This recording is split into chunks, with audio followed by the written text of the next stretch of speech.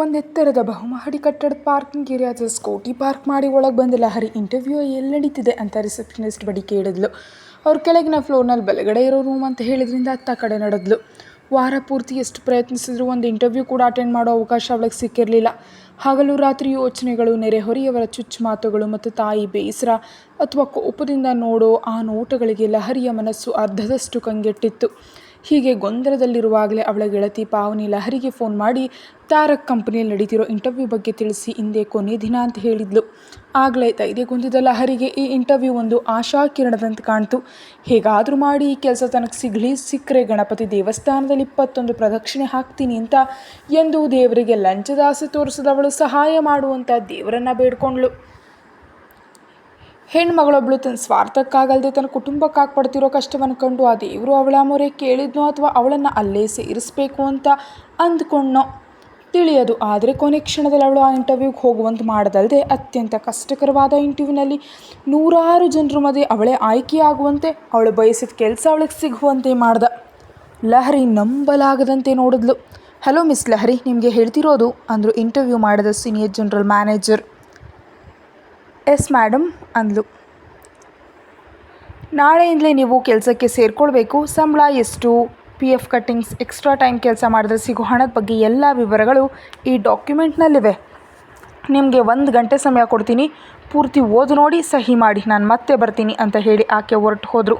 ಗುಂಡಿಗೆ ತುಂಬ ಗಾಳಿ ತುಂಬಿಕೊಂಡು ಡಾಕ್ಯುಮೆಂಟ್ ಓಪನ್ ಮಾಡಿದ ಲಹರಿಗೆ ದೊಡ್ಡ ಅಕ್ಷರಗಳಲ್ಲಿ ತಾರಕ್ ಗ್ರೂಪ್ ಆಫ್ ಇಂಡಸ್ಟ್ರೀಸ್ ಅಂತ ಕಾಣ್ತು.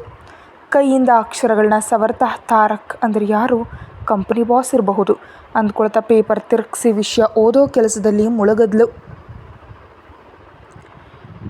ಅಂದು ಕೆನಡಾ ಕ್ಲೈಂಟ್ಗಳ ಜೊತೆ ಸುಮಾರು 2 ಗಂಟೆಗಳ ಮೀಟಿಂಗ್ ನಂತರ ಕ್ಯಾಬಿನ್ಗೆ ಬಂದ ತಾರಕ್. ಕಂಪನಿಯನ್ನು ಇನ್ನೊಂದು ಎತ್ತರಕ್ಕೆ ಕೊಂಡೊಯ್ಯುವ ಪ್ರತಿಷ್ಠಿತ ಪ್ರಾಜೆಕ್ಟ್ ಬಗ್ಗೆ ನಡೆದ ಪ್ರಮುಖ ಮೀಟಿಂಗ್ ಅದು. ವಾರದೊಳಗೆ ನಡೆಯಲಿರುವ ಟೆಂಡರ್ಗಾಗಿ ಕಂಪನಿಯವರು ಓಡಾಟ ಶುರು ಮಾಡಿದ್ರು. ಈ ನಡುವೆ ಲಹರಿಯ ವಿಷಯವನ್ನು ತಾರಕ್ ತಾತ್ಕಾಲಿಕವಾಗಿ ಗಮನಿಸಿರಲಿಲ್ಲ. ಅವನಿಗೆ ಹಣ, ಹೆಸರು, ವ್ಯಾಪಾರ ಬಂದ ಮೇಲೆ ಉಳಿದಿದ್ದೆಲ್ಲ. ಹಾಗೆಂದು ಯಾವುದನ್ನು ಬಿಟ್ಕೊಡಲ್ಲ. ಅವುಗಳ ಕೆಲಸವನ್ನು ಅದಕ್ಕೆ ನೇಮಕಗೊಂಡವರು ಮಾಡತ್ಲೇ ಇರ್ತಾರೆ. ಅವನಿಗೆ ಸ್ವಲ್ಪ ಬಿಡು ಸಿಕ್ಕರೂ ಸಾಕು, ಎಲ್ಲ ಮಾಹಿತಿಯನ್ನು ಪಡೀತಾನೆ. 1 ಗಂಟೆ ನಂತರ ಲಹರಿ ಪೂರ್ತಿಯಾಗಿ ಕಂಪನಿ ನಿಯಮಗಳನ್ನು ಓದೋದ್ರಲ್ಲಿ ಮುಳುಗಿದ್ಲು. ಇನ್ನೂ ಆಗಲಿಲ್ವಾ ಅನ್ನೋ ಮ್ಯಾನೇಜರ್ ಧ್ವನಿಗೆ ಎದ್ದು ನಿಂತು ಆಯ್ತು ಮೇಡಮ್ ಅಂದ್ಲು. ನಿನಗೆ ಓಕೆ ತಾನೇ? ಹಾಗಾದರೆ ಈ ಫಾರ್ಮ್ ಮೇಲೆ ಸಹಿ ಮಾಡು, ನಾಳೆಯಿಂದ ಕೆಲಸಕ್ಕೆ ಬರಬಹುದು. ನಿನಗೀಗಾಗಲೇ 1 ವರ್ಷದ ಅನುಭವ ಇರೋದ್ರಿಂದ ಕಂಪನಿ ಕೆಲಸ ಒಪ್ಪಿಸಿ ನೇರವಾಗಿ ಪ್ರಾಜೆಕ್ಟ್ ಲೀಡ್ ಮಾಡೋ ತಂಡಕ್ಕೆ ಸೇರಿಸ್ತೀವಿ ಅಂದರು. ಲಹರಿ ಸಹಿ ಮಾಡಿ ಫಾರ್ಮ್ನ ಒಂದು ಕಾಪಿಯನ್ನು ತನ್ನ ಹತ್ರ ಇಟ್ಕೊಂಡು ಇನ್ನೊಂದನ್ನು ಅವ್ರಿಗೆ ನೀಡಿದ್ಲು. ಇದೋ ತಗೋ ಅಂತ ಅಟೆಂಡರ್ ತಂದ ಜ್ಯೂಸ್ ಕೊಟ್ಟರು. ನೋ ಥ್ಯಾಂಕ್ಸ್ ಮೇಡಮ್ ಅಂದ್ಲು. ಇಲ್ಲ, ನೀನು 1 ಗಂಟೆಯಿಂದ ನೀರು ಕೂಡ ಕುಡಿದಿಲ್ಲ, ದೇಹ ಸುಸ್ತಾಗತ್ತೆ. ಎಲ್ಲಿ ಕೆಲಸ ಮಾಡೋ ವಾಚ್ಮೆನ್ನಿಂದ ಹಿಡಿದು ಪ್ರತಿಯೊಬ್ಬರ ಆರೋಗ್ಯ ಕಂಪನಿಯ ಜವಾಬ್ದಾರಿ. ಹಾಗಾಗಿ ಸಮಯಕ್ಕೆ ಸರಿಯಾಗಿ ಬರೋ ಆಹಾರ ಮತ್ತು ಪಾನೀಯಗಳನ್ನ ಬೇಡ ಅಂದೆ ಕುಡಿದು ಹುರುಪಿನಿಂದ ಕೆಲಸ ಮಾಡಬೇಕನ್ನೋದು ಕಂಪನಿಯ ಮೊದಲ ನಿಯಮ, ಮರಿಬೇಡ ಅಂತ ಗಟ್ಟಿಯಾಗಿ ಹೇಳಿ ಲಹರಿ ಜ್ಯೂಸ್ ಕುಡಿದ ನಂತರ ಅವರು ಹೊರಟರು. ಹೀಗೆ ಗದರಿಸಿ ಹೇಳೋದು, ತಾಯಿಯಂತೆ ಆರೋಗ್ಯದ ಬಗ್ಗೆ ಕಾಳಜಿ ವಹಿಸೋದು ಅವಳಿಗೆ ಇಷ್ಟ ಆಯಿತು. ಇಂತಹ ನಿಯಮಗಳನ್ನು ಮಾಡಿದವರಿಗೆ ಮನಸ್ಸಿನಲ್ಲೇ ಧನ್ಯವಾದ ಹೇಳಿ ಮನೆಗೆ ಸಂತೋಷದಿಂದ ಬಂದ ಲಹರಿಗೆ ಆ ಸಂತೋಷ ಹೆಚ್ಚು ಹೊತ್ತು ಉಳಿಲಿಲ್ಲ. ಮನೆ ಮುಂದೆ ನಿಂತಿದ್ದ ರೋಹಿತ್ನ ಆಡಿ ಕಾರನ್ನು ನೋಡಿ ಮುಖ ಸಿಂಡರಿಸಿ ಮನೆಯೊಳಗೆ ಬಂದಳು. ನಿರ್ಮಲಾ ಅವರ ಜೊತೆ ಮಾತಾಡ್ತಿದ್ದ ರೋಹಿತ್ನನ್ನು ಲೆಕ್ಕಿಸದೆ ರೂಮಿಗೆ ಹೋಗ್ತಿದ್ದಾಗ ಲಹರಿ ರೋಹಿತಿನ ಜೊತೆ ಏನೋ ಮಾತಾಡಬೇಕಂತ ಅರ್ಧ ಗಂಟೆಯಿಂದ ಕಾಯ್ತಿದ್ದಾನೆ ಅಂತ ಹೇಳಿದ ತಾಯಿಯನ್ನು ಉರಿಯುವಂತೆ ನೋಡ್ತಾ ಅನವಶ್ಯಕ ಮಾತುಗಳಿಗಾಗಿ ನಾನು ಸಮಯ ಹಾಳು ಮಾಡ್ಕೊಳ್ಳಲ್ಲ, ಕಳಿಸ್ಬಿಡಮ್ಮ ಅಂದ್ಲು. ಲಹರಿ 1 ನಿಮಿಷ, ನಾನು ಹೇಳೋದನ್ನು ಕೇಳು ಅಂತ ಬಂದ ರೋಹಿತ್. ಲಹರಿ ಅಂತ ಕರಿಬೇಕು. ನಮ್ಮ ಮನೆಯವರು ನನ್ನ ಫ್ರೆಂಡ್ಸ್ ಬಿಟ್ಟು ಇನ್ಯಾರಾದರೂ ಹಾಗೆ ಕರೆದ್ರೆ ಉತ್ತರ ಚಪ್ಪಲಿಯಲ್ಲಿರುತ್ತೆ ಅಂತ ಕೋಪದಿಂದ ಹೇಳಿ ಹೋದ ಲಹರಿ ಹಿಂದೆ ವೇಗವಾಗಿ ಹೋಗಿ ಬಾಗಿಲು ಹಾಕಿದ ರೋಹಿತ್. ಮರುಕ್ಷಣ ಕೆನ್ನೆ ಮೇಲೆ ಬಿದ್ದ ಸದ್ದು ರೋಮಿನ್ ತುಂಬ ಕೇಳಿಸ್ತು. ರೋಹಿತ್ ಕೆನ್ನೆ ಹಿಡ್ಕೊಂಡು ಹೊರಗೆ ಬಂದ. ಇನ್ನೊಂದು ಸಲ ನನ್ನ ಮನೆಗೆ ಬಂದರೆ ನನ್ನ ಅನುಮತಿ ಇಲ್ಲದೆ ರೂಮಿನೊಳಗೆ ಬರೋದಕ್ಕೆ ನೋಡಿದ್ರೆ ಕೊಂದು ಹೂತಾಕ್ಬಿಡ್ತೀನಿ. ಏನಂದ್ಕೊಂಡಿದ್ಯೋ ನೀನು? ಅಮ್ಮನ ಮುಂದೆ ಬಾಯಿ ಬಿಟ್ಟು ಮಾತಾಡಲಾಗದ ನೀನು ಹೀಗೆ ಹುಡುಗಿ ರೂಮಿಗೆ ನುಗ್ಗೋದಕ್ಕೆ ನೋಡ್ತೀಯಾ? ನಿನ್ನಿಂದಾಗ 10 ಜನ 100 ಥರ ಮಾತಾಡಬೇಕು ಅಂತ ನಮ್ಮನ್ನು ಮೆಂಟಲ್ ಟಾರ್ಚರ್ ಮಾಡಬೇಕಾ? ಹೆಣ್ಮಕ್ಳು ಎದ್ರುಕೊಂಡು ಇರೋವರೆಗೂ ನೀವು ಗಂಡಸರು ಹೀಗೆ ಹಾರಾಡ್ತೀರಿ. ಒಂದು ಸಲ ಎದುರು ತಿರುಗಿದ್ರೆ ನಿಮ್ಮ ಜೀವನವನ್ನು ಬೀದಿ ಪಾಲು ಮಾಡಬಲ್ಲರು, ನೆನಪಿಟ್ಟುಕೋ ಅಂತ ಕಣ್ಣು ಕೆಂಪು ಮಾಡಿ ತಾಯಿ ಕಡೆ ನೋಡ್ತಾ, ಇಂಥ ನಾಯಿಗಳನ್ನ ಮನೆಗೆ ಬಿಟ್ಕೊಂಡ್ರೆ ನಾನು ಮನೆಯಲ್ಲಿರಲ್ಲ ಅಂತ ಕಡಾಖಂಡಿತವಾಗಿ ಹೇಳಿ ರೂಮಿಗೆ ಹೋಗಿ ಜೋರಾಗಿ ಬಾಗಿಲು ಹಾಕಿದ್ಲು ಲಹರಿ. ಮಗಳಲ್ಲಿ ಅಷ್ಟೊಂದು ಆವೇಶ ಇದೆ ಅಂತ ತಿಳಿಯದ ನಿರ್ಮಲಾ ಅವರು ಮಾತಿಲ್ಲದೆ ಉಳಿದು ಬಿಟ್ಟರು. ಕೆನ್ನೆ ಉಚ್ಕೊಳ್ತಾ, ನಿಮ್ಮ ಮಗಳು ಏನಿದೆ ಅಂತ ಇಷ್ಟೊಂದು ಹಾರಾಡ್ತಿದ್ದಾಳೆ ಅಂತ ನನಗೆ ಗೊತ್ತಿಲ್ಲ ಅಂದ್ಕೊಂಡಿದ್ದೀರಾ ಅಂದ ರೋಹಿತ್ ಮಾತಿಗೆ ಬೆಚ್ಚಿ ಬಿದ್ದ ನಿರ್ಮಲಾ ದೊಡ್ಡವ್ರ ಜೊತೆ ಕೆಟ್ಟರೆ ಅಪಾಯ ಅಂತ ತಿಳಿದು, ನೋಡಪ್ಪ ಅವಳು ಯಾವುದೋ ಕೋಪದಲ್ಲಿ ಹಾಗಂದ್ಲು ಅಂತಿದ್ರೆ, ಇಲ್ಲ, ನಿಮ್ಮ ಮಗಳು ನನ್ನ ಶತ್ರುವಾದ ತಾರಕ್ ಕಂಪ್ನಿಯಲ್ಲಿ ಕೆಲಸ ಗಿಟ್ಟಿಸಿದ್ದಾಳೆ. ಅವನ ಹತ್ರ ನನಗಿಂತ ಹಣ ಅಂದ ಓದು ಇದೆ ಅಂತ ನನ್ನ ಮೇಲೆ ಸೇಡು ತೀರಿಸ್ಕೊಳ್ಳೋದಕ್ಕೆ ಮದುವೆ ಕ್ಯಾನ್ಸಲ್ ಮಾಡ್ಕೊಂಡು ಅವನ ಜೊತೆ ಕುಣಿಯೋದಕ್ಕೆ ಈಗ ನನ್ನನ್ನು ಓಡಿಸ್ತಿದ್ದಾಳೆ ಅಂತ ಹೊರಗೆ ಬಂದು ರೋಹಿತ್ ಎಲ್ರಿಗೂ ಕೇಳುವಂತೆ ಗಟ್ಟಿಯಾಗಿ ಹೇಳ್ತಿದ್ದಾಗ ಸುತ್ತಮುತ್ತಲವರಿಗೆ ಆ ಮಾತುಗಳು ಕೇಳಿಸುತ್ತಲೇ ಇದ್ದವು. ಅಷ್ಟೇ, ಅವರಿಗೆ ಬೇಕಾದ ಮಸಾಲ ನ್ಯೂಸ್ ಸಿಕ್ಕಿದ್ರಿಂದ ಅವ್ರ ಬಾಯಿಗೆ ಕೆಲಸ ಸಿಕ್ತು. ರೋಹಿತ್ ಮೇಲಿದ್ದ ಸ್ವಲ್ಪ ಆಸಕ್ತಿಯು ಆ ಕ್ಷಣ ನಿರ್ಮಲಾ ಅವರು ಹೊರಟೋಯ್ತು. ಮಗಳು ಮಾಡಿದ್ದು ಒಳ್ಳೆಯ ಕೆಲಸವೇ. ಹೀಗೆ ಎಟಕಿದ್ರೆ ಜುಟ್ಟು, ಎಟಕತಿದ್ರೆ ಕಾಲು ಹಿಡಿಯೋ ಮನುಷ್ಯರಿಂದ ದೂರ ಇರೋದೇ ಒಳ್ಳೆಯದು ಅಂತ ಎಲ್ಲರನ್ನು ಒಂದು ನೋಟ ನೋಡುವಷ್ಟರಲ್ಲಿ ಎಲ್ಲರೂ ಜಾಗ ಖಾಲಿ ಮಾಡಿದ್ರು. ಆದರೂ ಈ ಸುದ್ದಿ ಈ ಬಾಯಿಗೆ ಹಬ್ಬಿ ಕಾಲೋನಿ ಪೂರ್ತಿ ಹರಡಿತು. ರೋಹಿತ್ನಿಂದಾಗಿ ಕೆಲಸ ಸಿಕ್ಕ ಸಂತೋಷವೂ ಇಲ್ಲದಂತಾಗಿದೆ ಅಂತ ಬೇಸರದಲ್ಲಿದ್ದ ಲಹರಿ ಅವನು ತನ್ನ ಮೊಣಕೈ ಹಿಡ್ಕೊಂಡಿದ್ದಕ್ಕೆ ಅಸಹ್ಯ ಪಟ್ಕೊಂಡು ಮೈಯೆಲ್ಲ ಕಿರಿಕಿರಿ ಅನಿಸಿ ಬಾತ್ರೂಮ್ ಹೋಗಿ ಅರ್ಧ ಗಂಟೆ ಸೋಪು ಅರಿಯುವಂತೆ ಸ್ನಾನ ಮಾಡಬಂದ್ಲು.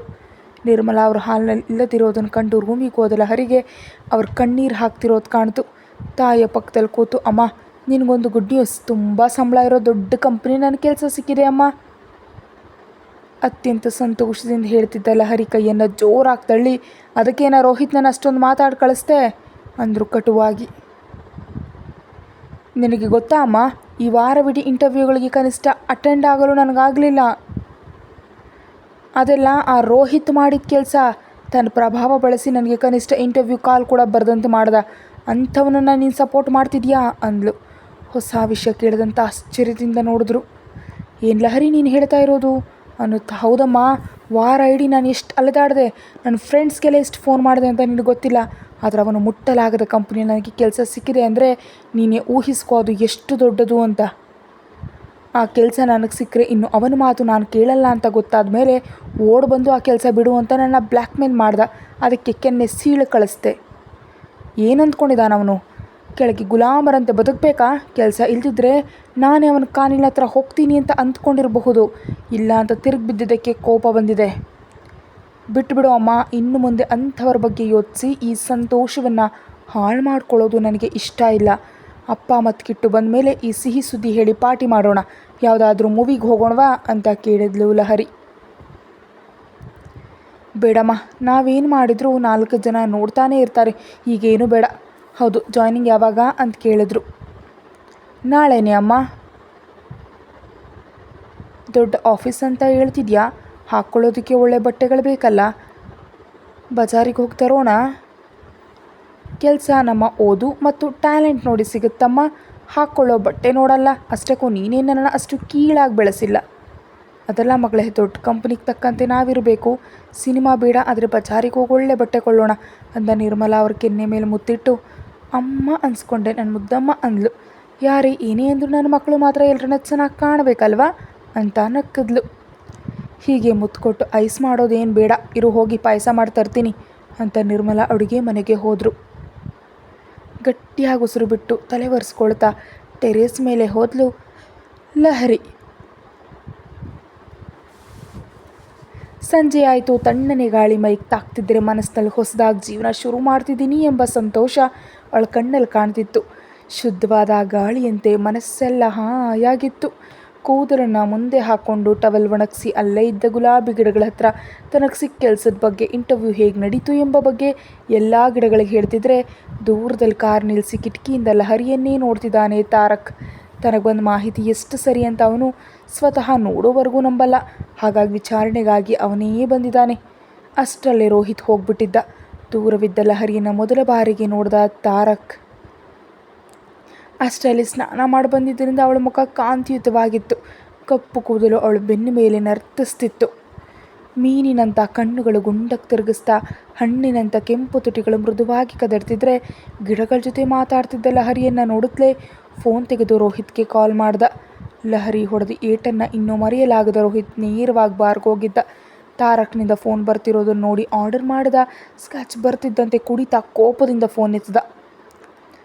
ಏನು ರೋಹಿತ್, ಅಷ್ಟು ಸುಂದರವಾದ ಹುಡುಗಿ ನಿನ್ನನ್ನು ಛೀ ಅಂದ್ಲಾ, ಇವತ್ತು ಕೆನ್ನೆ ಮೇಲೂ ಹೊಡೆದ್ಲಾ ಅಂತ ಗಟ್ಟಿಯಾಗಿ ನೆಕ್ತಿರೋ ತಾರಕ್ನ ನಗು ಕೇಳಿ ಆ ಸ್ಕ್ಯಾಚ್ನ ಕಿಚ್ಚು ಕಾಲಿನಿಂದ ತಲೆವರೆಗೂ ಹರಡ್ತು ರೋಹಿತ್ಗೆ. ಲೈ, ಅದಕ್ಕೆ ಕೆಲಸ ಕೊಟ್ಟು ನೀನು ದೊಡ್ಡವನು ಅಂತ ಹೇಳ್ಕೊಳ್ಬೇಕಂತ ಅಂದ್ಕೊಂಡಿದ್ಯಾ ಅಂತ ಉರಿತಿರೋ ರೋಹಿತ್ ಕೇಳ್ದ. ರೋಹಿತ್, ಆ ಹುಡುಗಿಗೆ ನಾನು ಯಾರು ಅಂತ ಇಲ್ಲಿವರೆಗೆ ಗೊತ್ತಿಲ್ಲ. ಕನಿಷ್ಠ ನಾವಿಬ್ಬರು ಮುಖಾಮುಖಿನೂ ಆಗಿಲ್ಲ. ಆದರೆ ಅವಳು ಇನ್ನು ಮುಂದೆ ನನ್ನ ಅಡಿಯಲ್ಲಿರ್ತಾಳೆ. ನಾನು ಏನು ಹೇಳಿದ್ರೆ ಅದನ್ನೇ ಮಾಡ್ತಾಳೆ.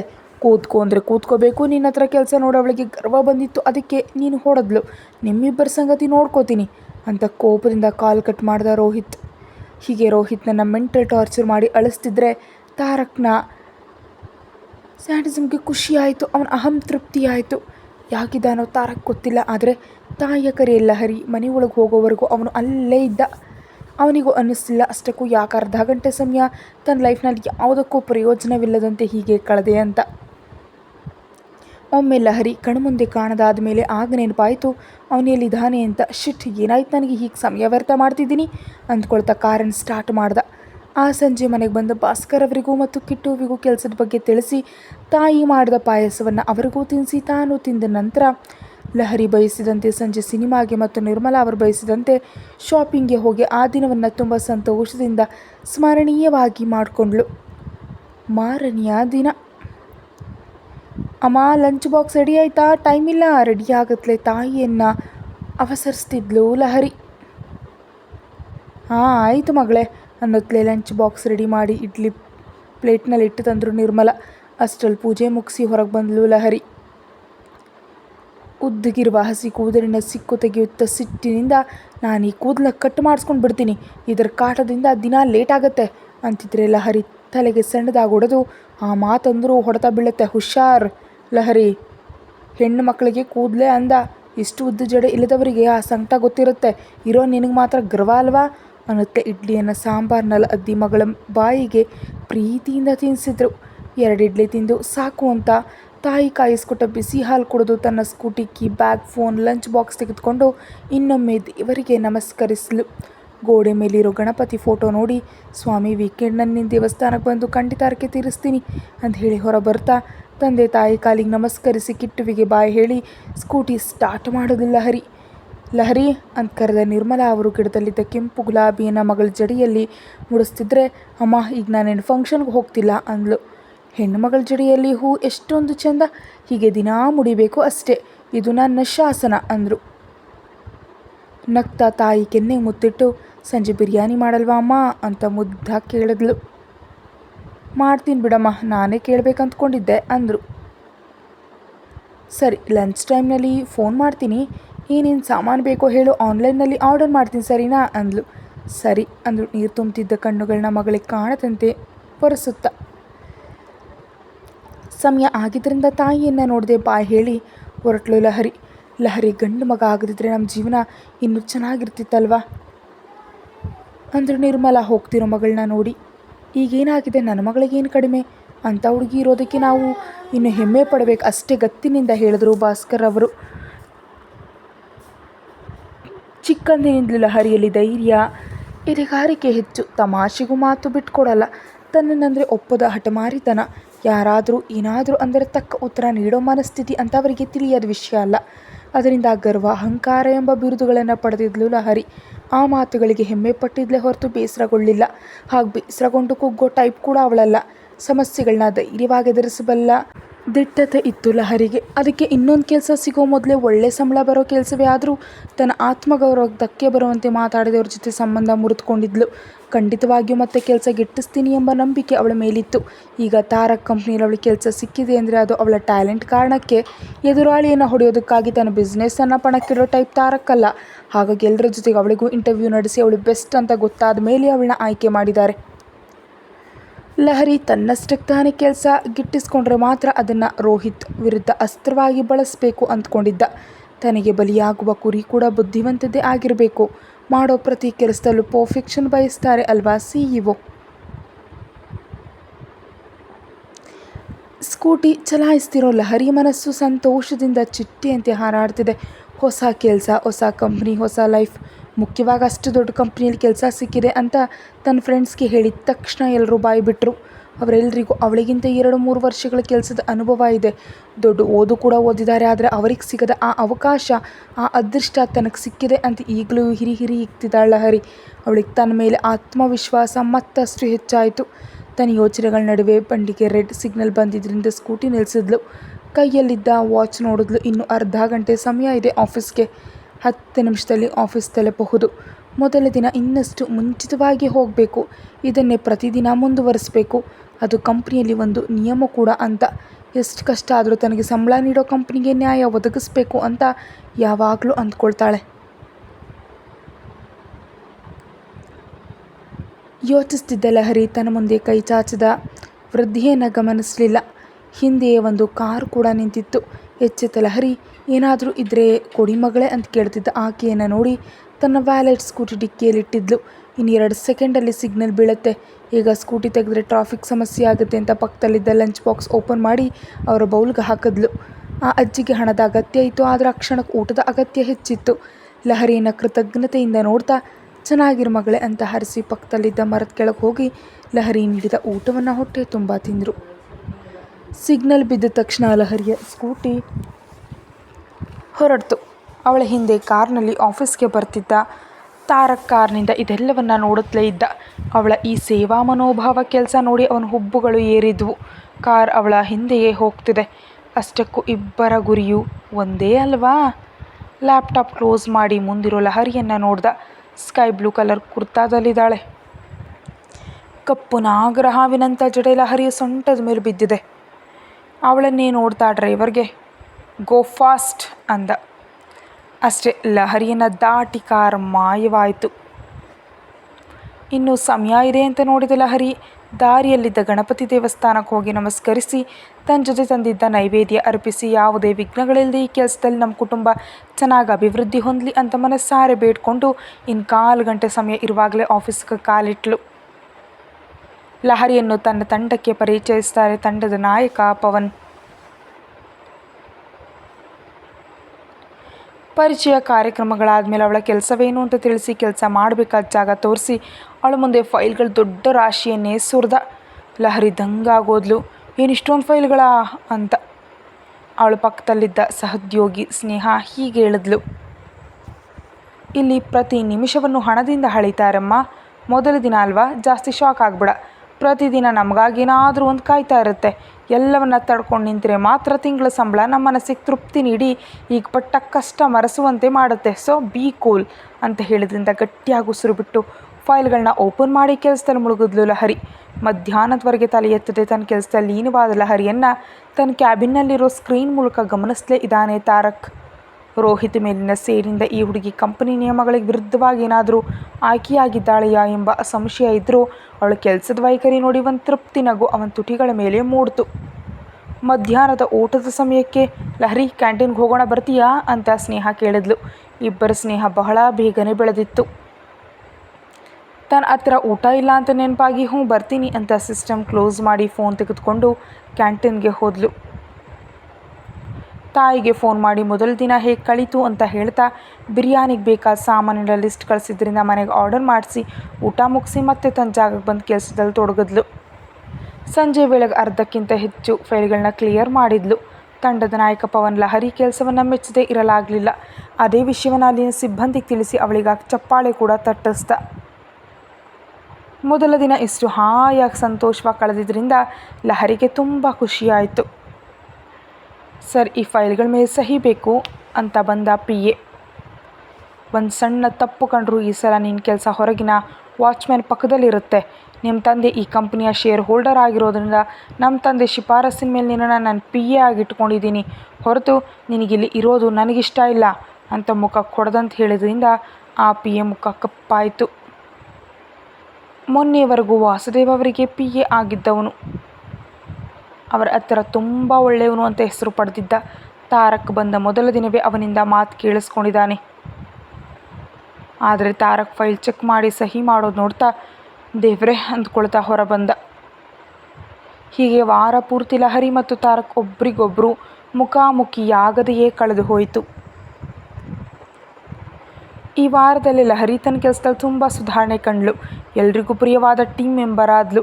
ಯಾವ ಕೆಲಸ ಆದರೂ ಮೊದಲು ಲಹರಿಗೆ ಹೇಳುವಷ್ಟು ಮತ್ತು ಅವಳು ಕರೆಕ್ಷನ್ ಮಾಡಿದ ಫೈಲ್ಗಳನ್ನ ಮತ್ತೆ ಮರುಪರಿಶೀಲಿಸುವ ಅಗತ್ಯ ಇಲ್ಲ ಅನ್ನುವಷ್ಟು ಒಳ್ಳೆ ಹೆಸರು ಗಳಿಸಿದ್ಲು. ಕತೆ ಮುಂದುವರಿಯುತ್ತೆ. ಹೆಚ್ಚಿನ ವಿಡಿಯೋಗಾಗಿ ಚಾನಲ್ಗೆ ಮೆಂಬರ್ಶಿಪ್ ತಗೊಳ್ಳಿ ಮತ್ತು ಸಬ್ಸ್ಕ್ರೈಬ್ ಮಾಡಿ. Thank you.